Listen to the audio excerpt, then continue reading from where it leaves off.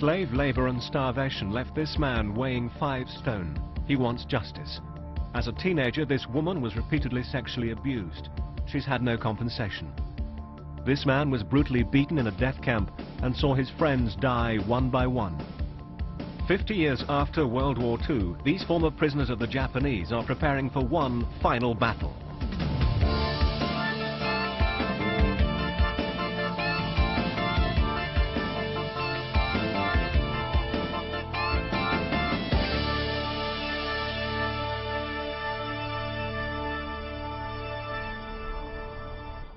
Tonight, we follow former prisoners of war as they embark on an emotional journey to the land of their old enemy in search of justice.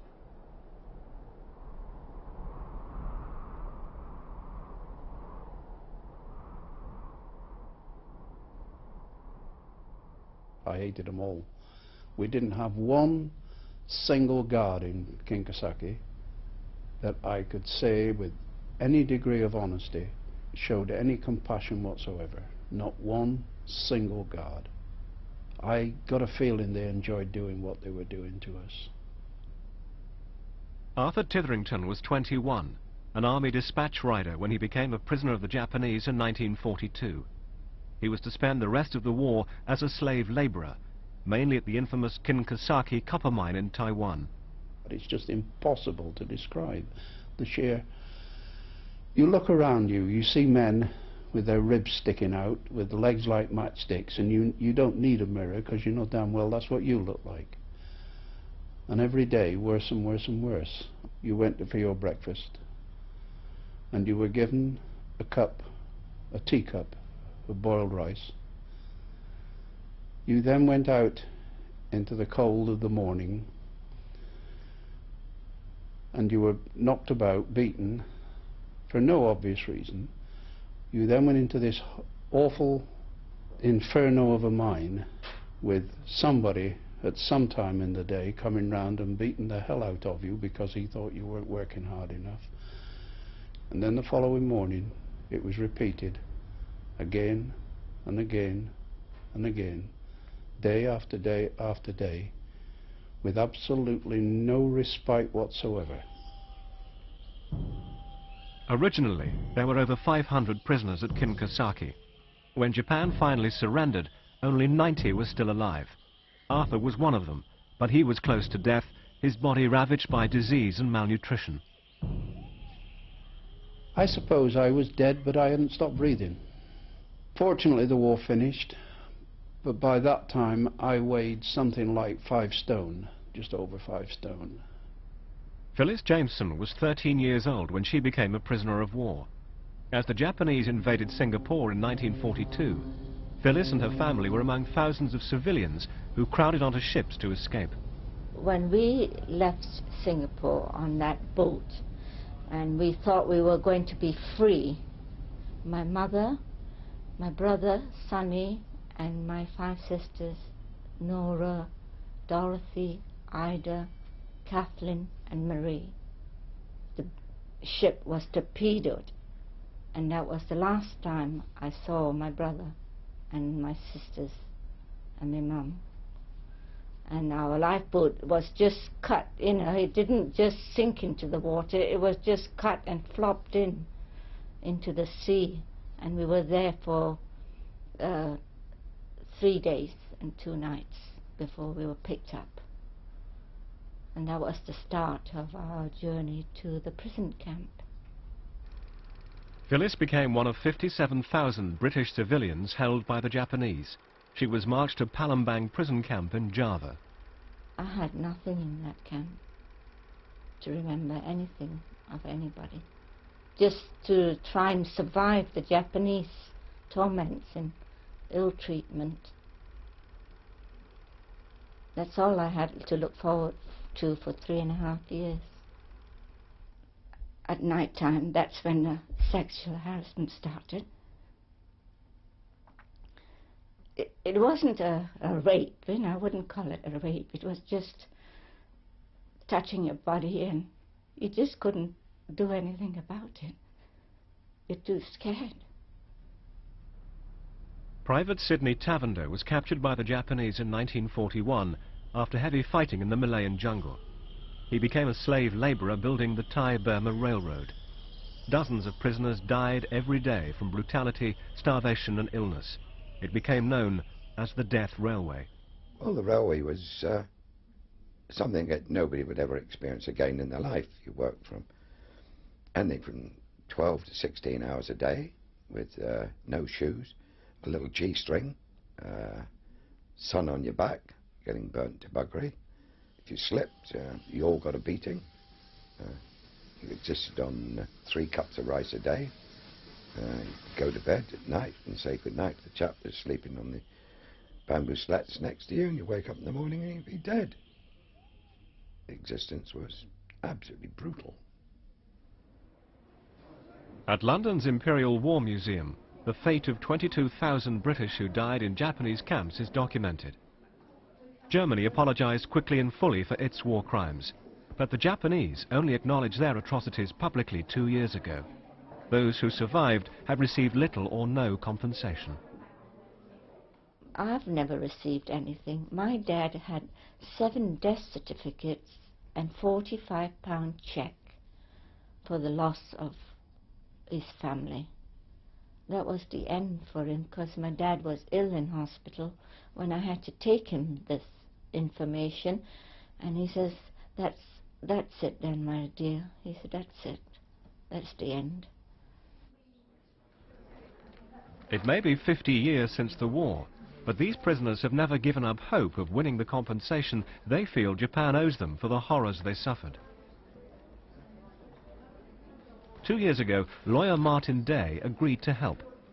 We looked at the various possibilities, and the more I looked into it, the more I felt that taking the Japanese on in their own territory in Tokyo was the right way forward. And I was amazed to find that we were able to obtain Japanese lawyers who are not only interested but very keen to take on the cases. And you know, here we now are 2 years later about to commence proceedings in Tokyo, so we've come a long way. We're suing the Japanese government. This is something that I never had dreamt of. I really wouldn't. I never thought it would get to this stage. Phyllis has agreed to take part in the court action in Tokyo. Her husband Tom understands only too well why she feels she must. He too was a prisoner of the Japanese. They first met on board the SS Ranchi as they sailed to freedom at the end of the war. I didn't want to do it first, and then Tom and me sat down and he said, it's time you had it all spoken about. He said, you kept it for 50 years. So he said it's time it was told of what the Japanese did. Anne Levick became a prisoner of the Japanese when she was 14 years old. As secretary of the British Civilian Internees Group, she'll be accompanying Phyllis. She has the courage to go and represent us and to speak before the lawyers, etc. But I'm going there really to speak on behalf of all of us, those who are not going, and to try and make the Japanese understand that what they did to us was totally unnecessary. We were non-belligerent, just civilians going about our normal business. And to inflict such pain and cruelty on so many of us was really unforgivable. I don't know what to expect, you know. And I've never seen any Japanese till I go to Tokyo, and I just don't know what I'd feel, because all I've met is Japanese guards up to now.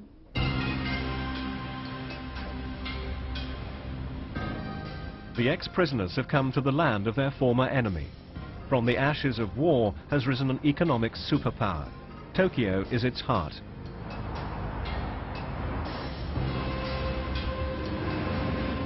The group has just a few days to launch their case for compensation. It'll be difficult.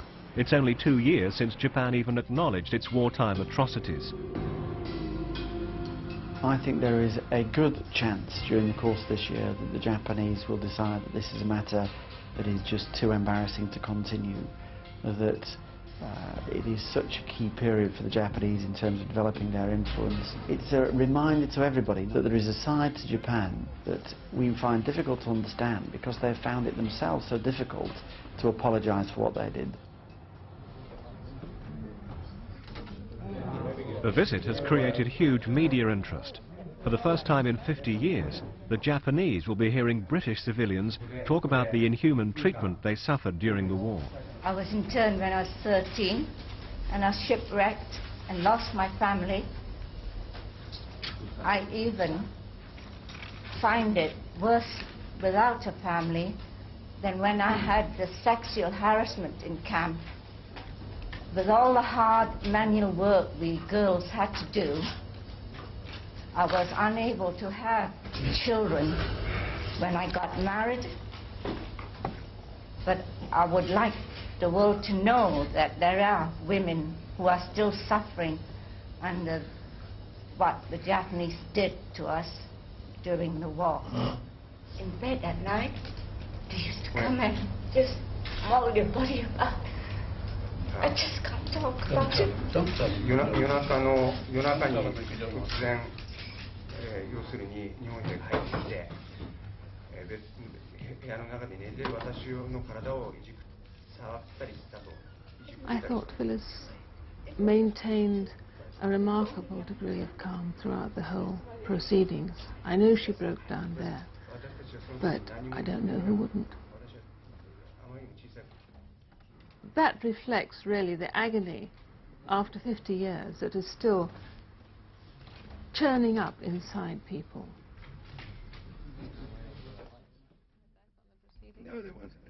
Wartime scandal is already in the headlines.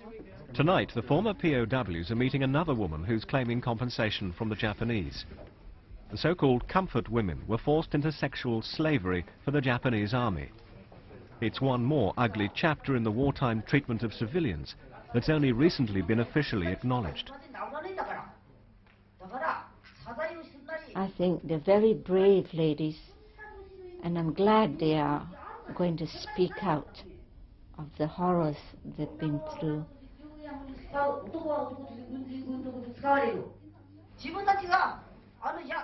This is San Shindo. She was only 15 when she was taken by Japanese soldiers from her home in occupied Korea. She spent the rest of the war held captive in an army brothel where she was constantly raped. She's demanding compensation equivalent to an army commander's pension. After the meeting, the British group are keen to meet her. May I ask Shindu a question as how has she coped up to now with her guilt, because I still feel very guilty after all these years.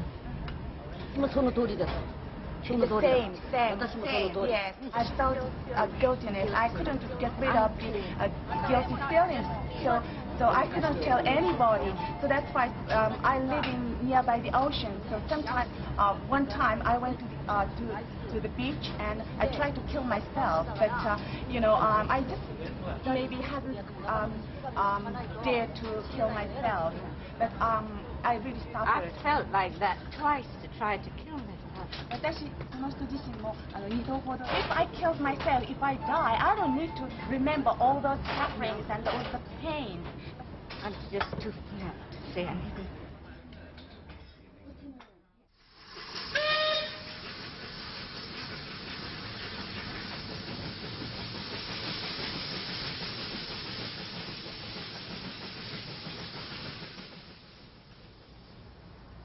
This train ran on the tracks that Sid and thousands of other prisoners were forced to build.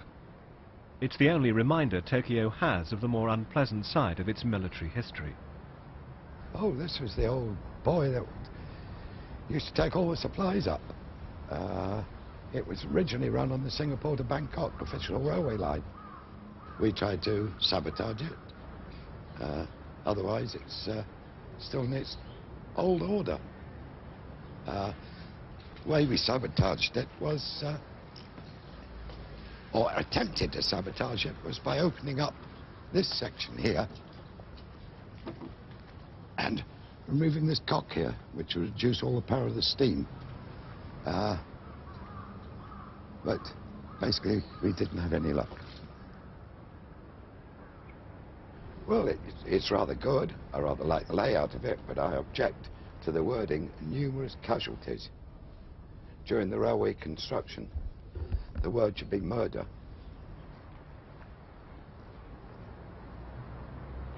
It's the way they write up these things, saying casualties when it wasn't casualties. It's blatant brutality. The irony is that this symbol of prisoners' suffering is next door to the Yasukuni Shrine. Here, the Japanese war dead are worshipped as divine spirits. 8 million people come to pay their respects every year. The dead include the war criminals who were executed for their part in horrendous atrocities. When they, as well as the other war dead, are commemorated each August, there's always a controversy regarding the attendance of prominent politicians. Lots of people in Japan regard this shrine as a very sacred place, but many other people, the Japanese people, including me, regard this shrine as a kind of symbol of the reactionary Japanese past, because this shrine does not address a certain aspect of the war. Only the sufferings of the Japanese people is emphasized, and the problems of the present war is rather ignored.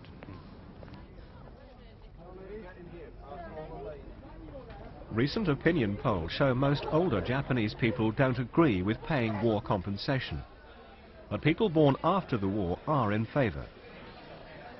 I think to show our respect for the people who have been victimized by the Japanese government at the time of war, and to show our sincere apology, I think we should.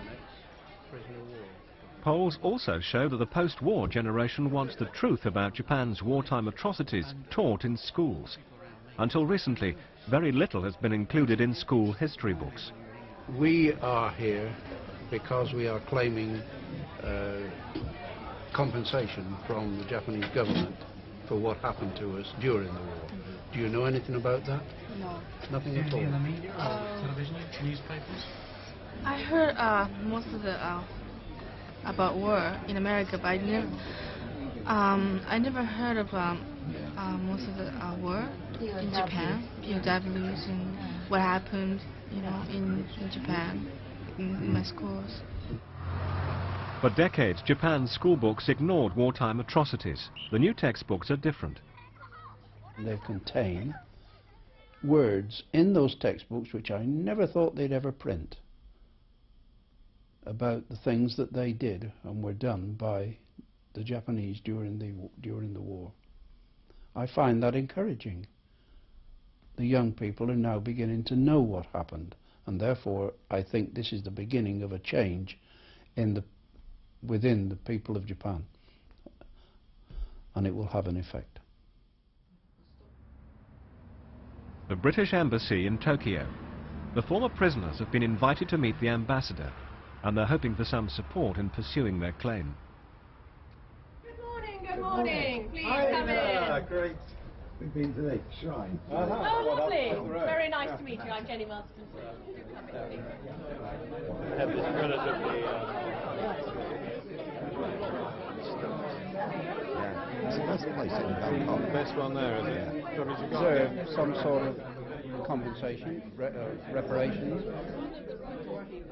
What's worried us is that the ambassador seems to have had his own agenda, which is separate to that which we want to pursue. The ambassador supports John Major's plan to set up a charity to help POWs with money from Japanese industry. But Japan's wealthiest companies have given nothing.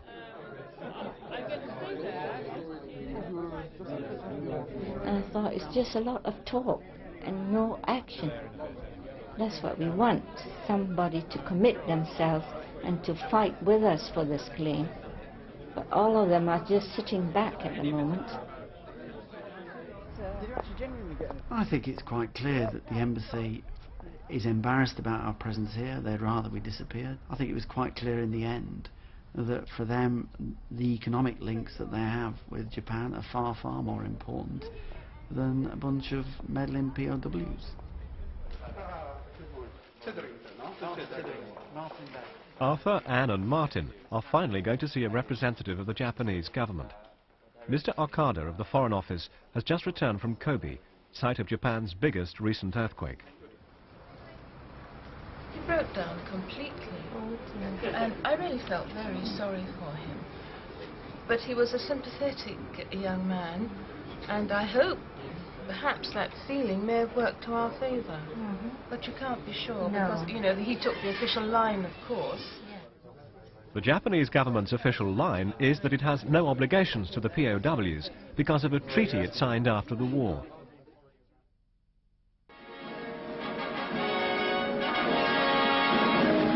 At San Francisco, peace-loving nations near success as delegates arrive at the War Memorial Opera House for the final session of the Japanese Peace Conference. After the war, Allied forces met with Japan's leaders to sign the San Francisco Peace Settlement. This included a one-off compensation deal for Japan's former prisoners. Because Japan was financially crippled by the war, the payment was minimal. It remains only for Japan to sign, and there is a hush as Mr. Yoshida brings the conference to a successful conclusion. They've been paid the princely sum of £76.50 for the POWs and less than £50 for the civilians. Although we're talking 50 years ago, that was pretty derisory then. Our government of that time inserted a Clause 14, which in my opinion was absolutely reprehensible of whoever thought it up, that there would be no further claims made upon Japan either by the nation or its nationals. And I maintain that they had no right to do that. We say that a government is not able to bind the hands of an individual in any event, so that we say we've got a good claim in compensation and claiming individual damages for these people. I feel very sorry for those people who have suffered a lot. Sorry for all the anguishes of the people involved. I hope the people can get over the problems as quickly as possible. This is a very serious problem. And secondly, as an official of the government, I would like to say that we have we have fulfilled the obligations which is defined in the treaties, in the relevant treaties, including San Francisco Treaty. It's easy to say sorry. I mean, you know, this word is overused. I don't know how often it's meant when people use it, but in the case of the Japanese, it's only, what, a couple of years ago that they've begun to say sorry at all. So, sorry isn't enough. The moment arrives when the former prisoners step into Tokyo's Central Court to begin their historic action against the Japanese government. They're claiming damages of £13,000 each for the inhuman suffering that they endured. The payment is nothing more than a token. All right, there are some prisoners, some ex-prisoners, who could use the money, I've no doubt. But that's not the issue. That really isn't the issue. It is no more than a token, an act of contrition. This preliminary hearing is just the first stage in a legal battle that could take many years and involve the ex-prisoners making many return journeys to Japan to give evidence. I'm surprised that the Japanese have allowed it to get to this stage. There'll be an awful lot of dirty linen washed, but it won't be mine. I would have thought that they wouldn't want us to go through this for their sake. Yokohama Commonwealth War Graves Cemetery, where thousands of British POWs who did not survive are honoured. I can try and forget, but I don't know about forgiving. There's too much gone by to have that kind of forgiveness. When you look at the gravestones and you look at the ages of these young men, 20, 21, 22, 23 years old, and the whole thing was so absolutely unnecessary, because don't forget, they weren't killed in war. As far as they were concerned, their war was over, and they died as prisoners of the Japanese. And that makes it even worse, because many, many of them could still have been alive with proper treatment.